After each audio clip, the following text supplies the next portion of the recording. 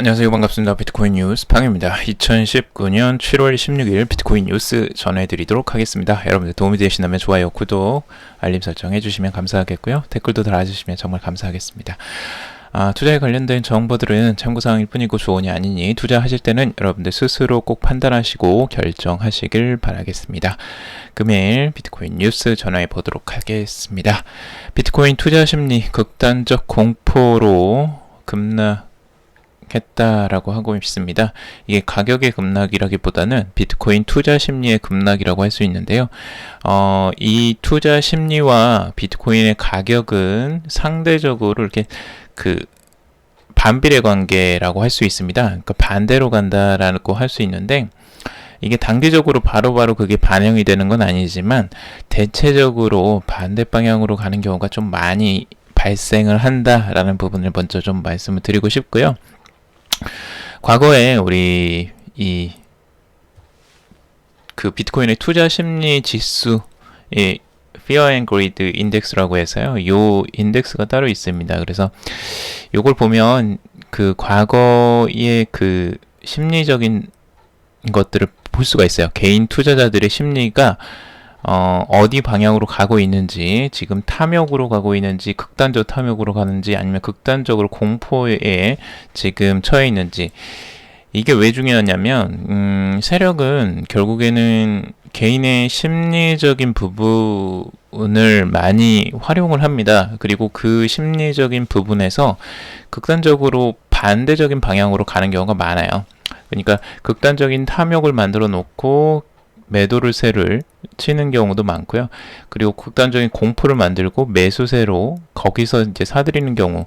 그러니까 보통은 그 반대로 가는 경우가 많습니다. 그래서 개인 투자자들이 가장 힘들어하는 부분이 내가 사면 떨어지고 내가 팔면 오른다라는 그런 말이 있는데 정확합니다. 정확할 수밖에 없어요. 왜냐하면 세력들은 그 심리적인 부분을 이미 다 파악하고 이미 트레이딩을 하거나 이미 그런 것들을 하고 있기 때문이죠. 그러니까 여러분들 개인 투자 하실 때에는 꼭 그런 부분들을 한번 생각해 보세요. 여러분들의 심리가 지금 어느 방향으로 가고 있는지. 여러분들의 심리를 따라가시면 대체적으로 세력이 어떻게 갈지도 아마 예측하는데 도움이 되실 수도 있어요. 한번 보죠. 과거에 한 달 전이에요. 한 달 전에 심리적인 지수가 극단적인 탐욕 지수였어요. 극단적으로 욕심이 많은 상태였죠. 근데 이때는 막 사면 다 오를 것처럼 이렇게 막 극단으로 올라가고 있는 상태예요. 그러니까 사람들이 모두 다 따라서는 상태고 욕심이 가득한 상태죠. 탐욕이 가득한 상태로 계속 치고 올립니다. 그러다가 한 번에 이렇게 떨어뜨리죠. 한 번에. 그러면서 극단적으로 갑자기 이제 공포로 바뀌게 되죠. 극단적 공포로 다시 바뀌다가 다시 또 탐욕으로 올라가게 돼요. 이렇게 다시 반등을 하면 다시 올라가나 보다. 그래서 일주일 전에도 탐욕 지수가 84 정도까지 갔어요. 이 정도로 다시 가나 보다 하면서 극단적으로 이제 탐욕 지수가 올라가게 된 거죠. 근데 일주일이 또 지나고 나서 갑자기 하락하기 시작하니까 여기서 어떻게 변했죠? 극단적 공포로 바뀝니다. 그래서 모든 분들이 지금 말이 없어졌어요. 제가 유튜브를 보면서도 깜짝 놀란 게 정말 극단적으로 다릅니다. 반응이 달라져요. 그러니까 모든 분들이 지금 떨어지면서 극단적으로 지금 공포를 느끼셨다라는 거고, 그 공포를 느끼셨을 때 오히려 반등이 나오죠. 지금 이게 반등이 극단적으로 확 올라간다라는 반등일 수는 없을 수도 있어도 전반적으로는 가격 방향성과 이 심리적인 상태는 반대로 가는 경우가 꽤 많이 있어요. 그러니까 이런 부분들을 여러분들이 참고해 보시면 좀 도움이 될 것 같아요. 지금 비트코인의 가격 반등이 그래도 의미 있게 좀 나오긴 했지만 아직까지 기술적 분석은 뒤에서 조금 더 해드릴게요. 근데 이 심리적인 지수하고 반대적인 움직임이 조금씩 나올 수 있다라는 부분을 항상 여러분들이 염두에 두시고 보시면 좋을 것 같아요. 그러니까 남들 따라 살 때, 남들이 탐욕스러울 때 따라 사는 거는 굉장히 위험한 방향이다라고 말씀을 드릴 수가 있겠죠. 물론 이 극단적 공포 지수에서 여러분들이 살 수 있는 용기를 가진 것도 하나의 뭐 방법이, 투자 방법이 될 수도 있겠지만, 그거는 차후로 치더라도 우선 극단적 탐욕 상태에서는 대부분 매수를 좀 보류하는 게 여러분들이 좀 안전하게 투자하시는데 훨씬 더 낫지 않을까 개인적으로 생각을 해봅니다. 그러니까 남들 따라가는데 따라가지 말라는 거죠. 그래서 여러분들은 항상 객관적인 멘탈을 가져가시면 좋을 것 같습니다. 자, 그리고 두 번째는 지금 이제 비트코인 골드버그 원이라는 닉네임을 쓰시는 분이 이제 분석을 한 내용입니다. 분석 내용은 결국에는 이 안에서 그 지금 이제 통합 구간이라는 거죠. 이제 가격 통합 구간이라고 해서 이 구간 안에서 이제 그 가격이 움직일 가능성을 염두에 두는 거고, 베어 페이크아웃 레벨과 그리고 불 페이크아웃 레벨이라고 해서 이 레벨은 보통 이제 그 이 안에서 보통 움직인다는 거죠, 결국에는. 그래서 전망이 지금 가격 수렴하는 과정으로 지금 가고 있다라는 거예요. 이 안에 가격 박스권 안에서 움직일 가능성, 그러니까 비트코인은 요 안에 사이클에서 좀 갇힐 가능성이 좀 더 높다. 근데 이거를 이제 깨고 내려간다.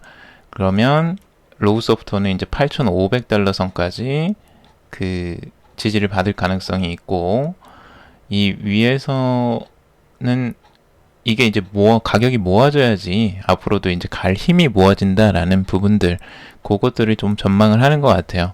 근데 이게 이제 의미 있게 올라오려면 가격선이, 뒤에서는 조금 더 자세히 설명드릴게요. 그리고 이것과 조금 이제 다른 부분, 단기적으로는 좀 더 약세가 지속될 것이다 라고 생각하는 게 알람 마스터즈는 지금 조금 더 이제 하락 추세가 조금 더 이어져서 지금 단기적으로는 9,240 그리고 7,439달러 선까지 하락을 좀 보인 다음에 반등을 하거나, 아니면 두 번째는 조금 더 내려가면 6,100달러 선, 이 선까지도 조정을 보이고 반등을 할 것이다 라는 내용도 있습니다.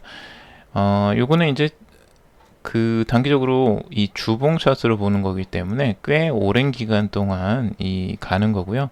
그래서 거의 뭐 한 달이나 두 달가량을 이런 식으로 이제 보고 있는 겁니다. 기간이 꽤 긴 패턴으로 보시는 거예요. 근데 이 패턴이 나올지는 모르겠어요. 근데 패턴적으로 이제 주봉상으로는 지금 상승이 꽤 있었기 때문에 주봉상으로 어느 정도 조정이 나올 가능성도 충분히 있을 수 있죠. 근데 아까 그 방향으로 갈지, 통합을 할지, 아니면 이런 식으로 조정이 조금 더 깊이 들어가서 반등이 나올지는 조금 더 지켜봐야 될 것 같아요. 전반적으로 가격 흐름은 지금 현재 지지선을 받는 데가 지금 52MA 선에서 딱 지지를 받았습니다. 그래서 52MA 선에서 반등이 한번 나왔는데요. 이 반등이 의미 있게 되기 위해서는 가격대가 1950달러 선을 돌파해야지만 된다라는 크립토 몽커페스트라는 요 분이 이제 그 분석을 했습니다. 그래서 이 반등이 의미 있게 나오면 1950달러 선을 넘게 되면 다음 선은 12,070달러 선까지 갈 수 있다. 12,000달러 선까지도 갈 수 있다라고 전망을 하고 있습니다. 이게 이제 의미 있게 되려면 이 4시간 봉에서 이 마감이 이 위에서 돼야 된다라는 거예요. 보통 돌파한다는 건 그런 의미에서 봐야 됩니다. 근데 이 가격대가 이제 오면은 이걸 돌파하고 좀 안정적으로 이 안으로 들어간 다음에 아까 이제 수렴하는 형태로 가는 가능성, 확률이 조금 더 높아지는 거겠죠. 자, 그리고 지금 알트코인 마켓에 대한 그 분석인데요. 이거는 여러 번 차트 한번 보여드렸어요. 근데 그 알트코인 자체가 지금 굉장히 많이 하락을 해서 실망을 많이 하시는 분들도 많고 걱정도 많이 하시는 것 같은데요. 전반적으로 지금 알트코인 마켓이 33% 정도로 많이 하락을 한 상태입니다. 이거는 2017년도 말 이 구간에 딱 최저점에 찍었던 그 부분하고 이제 동일한 부분이에요. 그래서 이 구간이 지금 도달을 했는데 이 구간을 이제 반등을 할 것인지 아니면 여기에서 더 하락을 할 것인지 한번 지켜봐야 되는 아주 중요한 순간이고요. 그리고 지금 그 알트코인 마켓 전체를 RSI로, 그러니까 상대 강도 지수로 봤을 때 여기 30 아래는 보통 과매도 국면이고 이 70 이상을 보통 이제 과매수 국면으로 보는데, 여기 보시면은 과매도 국면을 완전히 진입을 했어요. 그래서 거의 20 가까이 떨어지는 정말 엄청난 매도세가 나온 겁니다. 이거는 매도 중에서도 과매도, 최고 과매도죠. 지금까지 역사적으로 이런 과매도 국면이 없었어요. 그러니까 엄청나게 과매도가 된 상태예요. 지금 알트코인 같은 경우는. 그래서 역사적으로도 봐도 지금 2016년, 2017년도에도 이 정도까지는 과매도 되지 않았었는데 정말 크게 과매도가 된 상태라고 보실 수 있습니다. 근데 이 상태가 됐다고 무조건 이제 반등을 하느냐, 그거는 좀 한번 지켜봐야 돼요.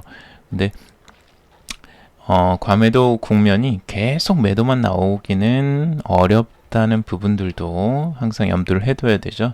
그러니까 항상 상승만 하는 것도 없고 항상 하락하는 것만도 없습니다. 어찌 보면 기간이 좀 길어질 수 있어도 언제나 하락만 계속 지속적으로 할 수는 없다. 이게 완전히 사라지지 않는 이상 이 시장이, 그런 경우는 드물다라는 것도 한번 염두를 해보실 필요가 있어요.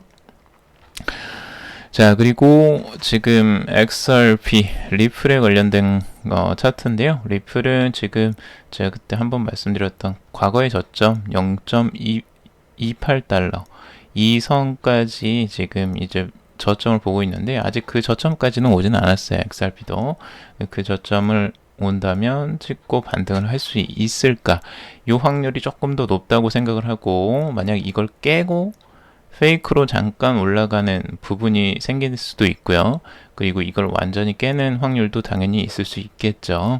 그래서 그러면 조정이 정말 크게 나올 수도 있지만 보통은 지금 역사적으로 많은 지지를 받았던 구간이기 때문에 보통은 여기가 깨지더라도 올라올 가능성, 확률을 조금 더 높게 보는 분석가들이 많이 있습니다. 지금 저점에 어느 정도 이제 도달을 한 상태죠. 원데이에서 차트로 보더라도 이 저점 수준에 많이 도달해 있는 형태를 볼 수가 있습니다.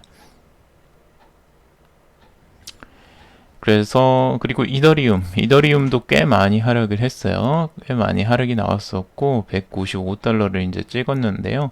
여기서도 보면 지금 RSI도 굉장히 하락하는 지수로 나와 있는데 아직 과매도 국면까지는 들어가진 않았어요. 그래서 일봉으로 봤을 때에는 과매도 국면으로 바로 들어가진 않았고 한 4시간 봉에서는 이제 과매도 국면에 들어갔죠. 그리고 바로 반등이 이렇게 나오는 형태. 그래서 꽤 많이 하락을 했고 그만큼 또 절반 정도 반등이 나온 상태예요. 그래서 이더리움의 반등이 좀 더 크게 나오기를 좀 기대를 하는데 전반적으로 한번 지켜봐야 될 것 같습니다. 라이트코인도 꽤 많이 지금 하락을 한 상태고 90달러 선을 지키고 있는데 지금 과매도 국면에 어느 정도 들어와 있어요. 그래서 이 국면에서 조금 더 하락을 하고 반등을 할지, 반등은 분명히 나오긴 나올 거예요. 근데 어디서 나오느냐가 이제 중요하겠지만 이 하락하는 상태가 계속 지속되더라도 결국에는 한 번 정도는 이게 이제 되돌림이 분명히 나올 거라는 거, 그런 것도 한번 염두에 두시고 보셔야 될 것 같습니다. 자, 그리고 로이터, 페북, 리브라 겨냥 미 IT 기업 암호화폐 사업 금지 법안 부결 전망이라고 하는데요. 로이터에서 지금 나온 내용이고요. 지금 해당 법안이 이제 미국 연방의회의 하원 금융서비스위원회 소속 민주당 의원들이 대형 IT 기업들이 금융기관으로 활동하거나 디지털 화폐를 발행하는 것을 금지하는 법안을 이제 발의할 예정인데요. 이렇게 이제 법안 초안이 공지가 되고 나오는데 로이터 같은 경우는 법안이 하원을 통과한다고 하더라도 공화당 다수의 상원이라는 난관을 넘어서야 한다라는 부분이 있다는 거죠. 그래서 충분한 표를 얻을 수 있을 것이라는데 회의적인 시각이 더 많다라고 덧붙이고 있습니다. 근데 이제 대통령의 입장도 굉장히 중요하고 이제 상원의원의 이런 부분들도 굉장히 중요하죠. 그래서 공화당이 지금 다수인 곳에 이게 그 통과가 될지 한번 지켜봐야 될 것 같고, 이 법안이 통과되기는 그렇게 쉽지는 않을 것이다라고 이제 로이터에서는 이야기를 하고 있습니다. 자, 그리고 미국의 재무장관 스티븐 무누신 재무장관이 기자회견을 열었고요. 페이스북의 디지털 자산 리브라와 비트코인과 암호화폐를 국가적 안보상의 문제라고 발표를 했어요. 굉장히 별로 안 좋은 뉘앙스의 이제 발언이었죠. 그래서 미 재무장관은 효과적인 규제가 비트코인과 암호화폐 및 디지털 자산의 글로벌적 위치를 감안할 때 미국에 국한하지 않으며 미국은 다른 나라의 정부와 협력하여 강력한 규제 체계를 구축하기 위해 노력할 것이다 라고 이야기를 하고 있습니다. 이 무누신 장관은 그 암호화폐가 사이버 범죄, 탈세, 불법 마약, 인신 매매와 같은 불법 행위의 수단으로 수십억 달러에 달하는 행위가 이루어졌다 라고 밝히고 있습니다. 그래서 이 불법적인 부분들을 굉장히 강조하고 있고, 이 암호화폐의 음지를 지금 강조를 하고 있어요. 그래서 규제를 해야 된다, 강력한 규제를 해야 된다라는 굉장히 부정적인 언급을 했는데요.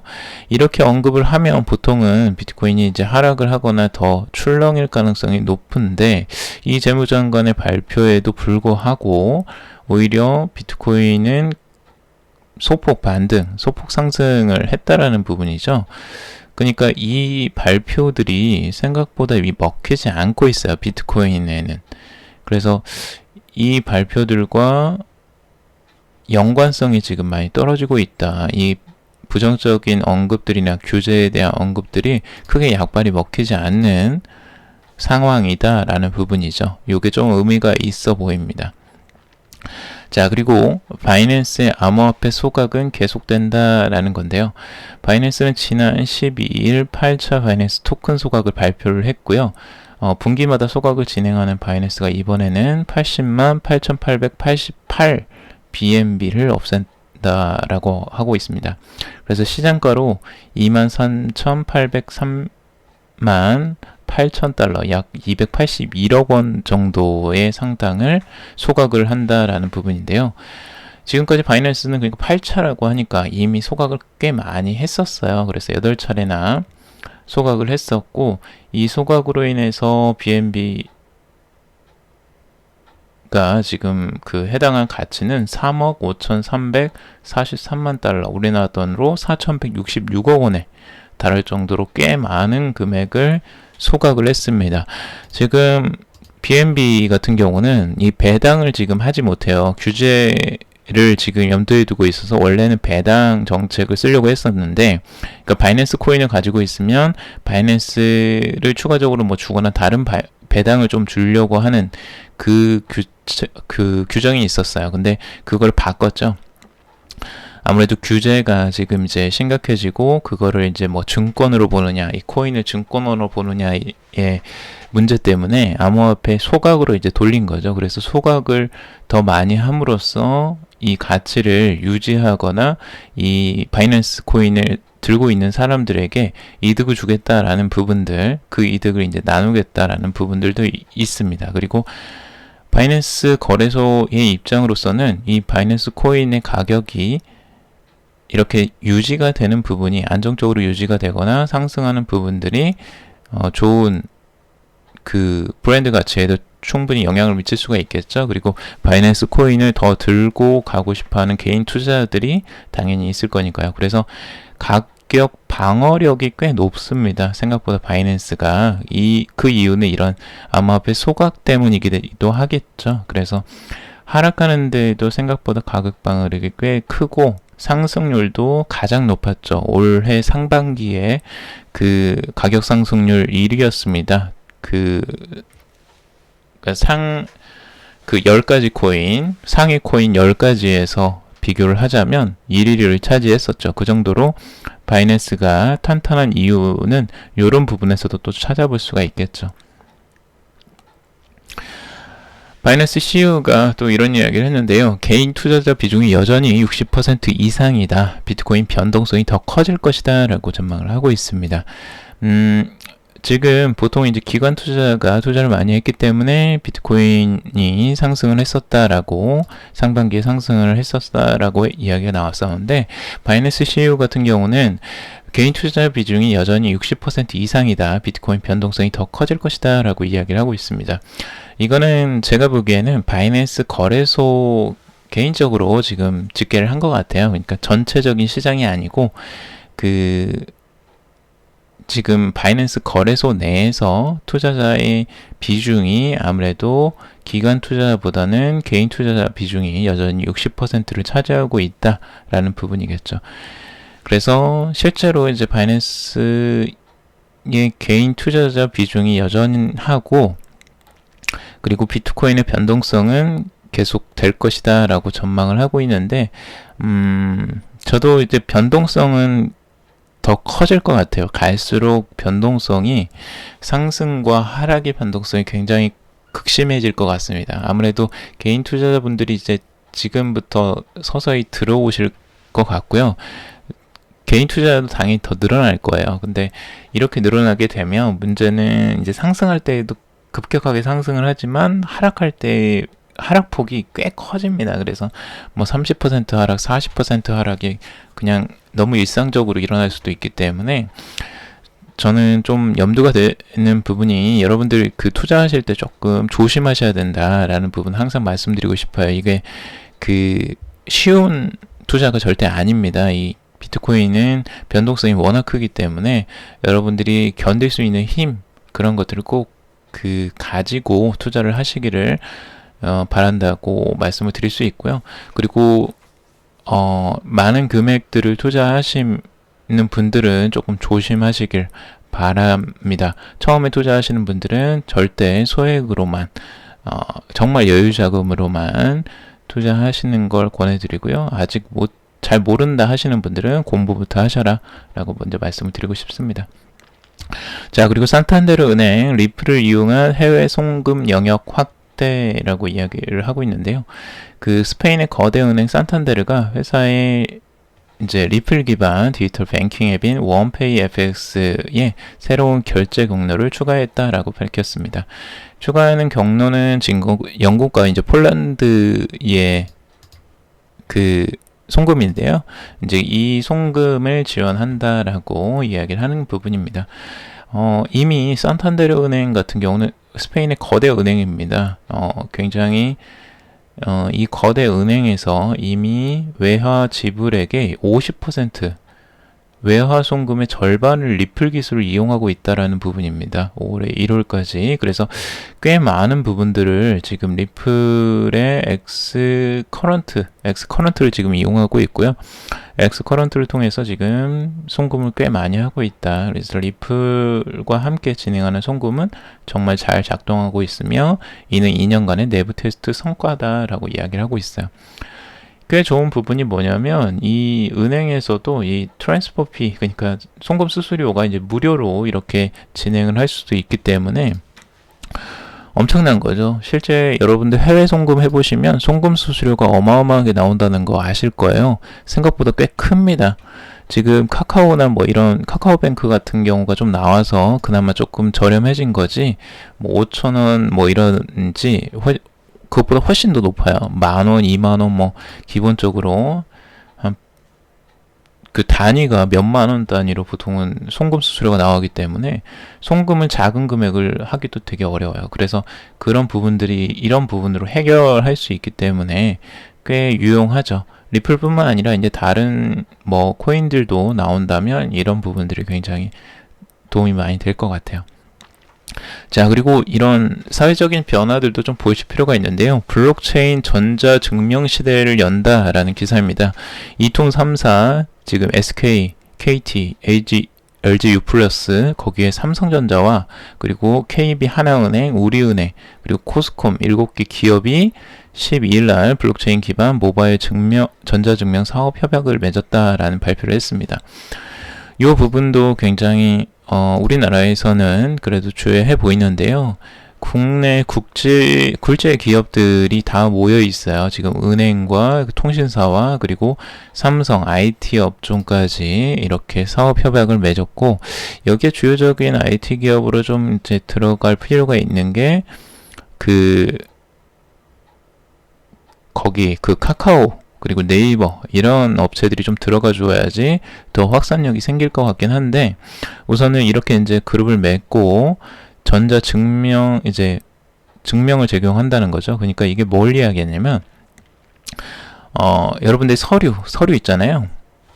그 금융과 관련된 서류든 아니면 대학 재증명이든 이런 발행하는 것들, 그리고 그것들을 개인들이 스마트폰에 이제 보안 저장 영역에 자신의 정보를 보관할 수가 있어요. 그래서 신원 증명이 필요할 경우에는 언제든지 원하는 데이터를 선택해서 그냥 제출할 수가 있어요. 그러니까 우리가 그 전자 증명을 받으러 갈 때 뭐 대학교까지 직접 가거나 뭐 이런 것들을 직접 해야 됐잖아요. 그리고 서류를 갖다가 떼서 또 보내줘야 돼요.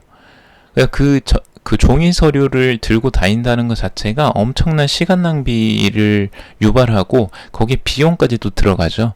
그래서 종이의 가격, 그리고 발급하는 가격, 수수료 뭐 이런 것들을 다 제하면 정말 어마어마한 그 부가가치입니다. 그래서 이게 이제 빨리 구축이 됐으면 저도 좋겠고, 앞으로 한 11월 정도가 지금 나올 수 있다라고 제가 봤던 것 같은데, 이게 우리나라에 이제 보급이 된다고 하면 실제적으로 블록체인 기술이 우리 실생활에 이제 쓰이는 게 되는 겁니다. 그래서 모바일 전자증명 이런 부분들이 확산이 되기를 저도 기대를 하고 있고, 앞으로 이런 블록체인 기술이 확산이 된다면 전체적으로 암호화폐 시장에도 긍정적인 영향을 미칠 것으로 좀 보여져요. 이 블록체인이 사회의 실생활에 분명히 도움이 된다라는 부분과, 그리고 암호화폐도 실생활에 도움이 될 수 있다라는 부분이 어필이 좀 돼서 국내에서도 조금 양지로 좀 올라오는 시대가 빨리 왔으면 좋겠다라는 생각이 듭니다. 자, 오늘 여기까지 정리를 해봤고요. 도움이 되셨길 바랍니다. 도움이 되셨다면 좋아요, 구독, 댓글, 알림 설정 해주시면 감사하겠고, 투자에 관련된 정보들은 참고사항일 뿐이니까 투자하실 땐 꼭 스스로 판단하시고 결정하시길 바라겠습니다. 오늘도 들어주셔서 정말 감사합니다.